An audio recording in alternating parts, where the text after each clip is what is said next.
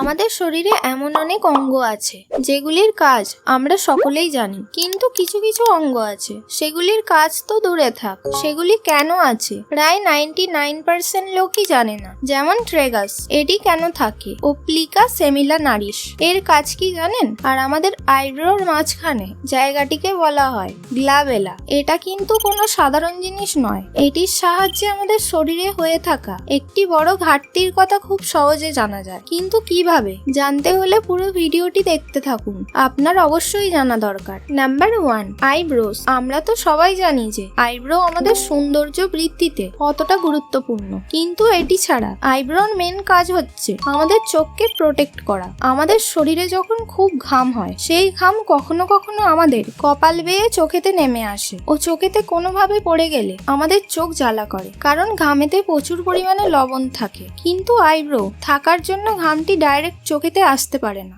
আইব্রোর দুই সাইড দিয়ে ঘামটি নিচে পড়ে যায়, যার ফলে আমাদের চোখ সেফ থাকে। নাম্বার 2, ট্রেগাস। এই জিনিসটি সাউন্ড কোন দিক থেকে আসছে সেটি জানতে সাহায্য করে। ধরুন আপনার সামনে থেকে কোনো সাউন্ড আসছে, সেই সাউন্ডটি এসে প্রথমে ট্রেগাসে ধাক্কা খায়, যার ফলে সামনে থেকে আসা সাউন্ডটির গতি কমে যায় ও সাউন্ডটি তখন একটু লেটে আমাদের কানে পৌঁছায়। কিন্তু যদি কোনো সাউন্ড পিছন থেকে আসে, ট্রেগাসটি সামনে থাকার জন্য পিছন থেকে আসা সাউন্ডটি খুব সহজে কানে প্রবেশ করে, তখন সাউন্ডটি দ্রুত আর একটু জোরালো লাগে। আর এই ট্রেগাসের জন্যই আমরা বুঝতে পারি সাউন্ডটি কোন দিক থেকে আসছে। নাম্বার 3, গ্লাবেলা। এই জায়গাটির সাহায্যে আপনি বুঝে নিতে পারবেন আপনার শরীরে জলের পরিমাণ ঠিক আছে কিনা। দুটো আঙুলের সাহায্যে এই জায়গাটিতে প্রেস করুন, ও প্রেস করার পর যদি দেখেন এই জায়গাটিতে একটি ভাঁজ বা দাগ পড়ে আছে, তখন বুঝে নিতে হবে আপনার স্কিন বা শরীর পর্যাপ্ত পরিমাণে জল পাচ্ছে না। প্রেস করে ছেড়ে দেওয়ার পর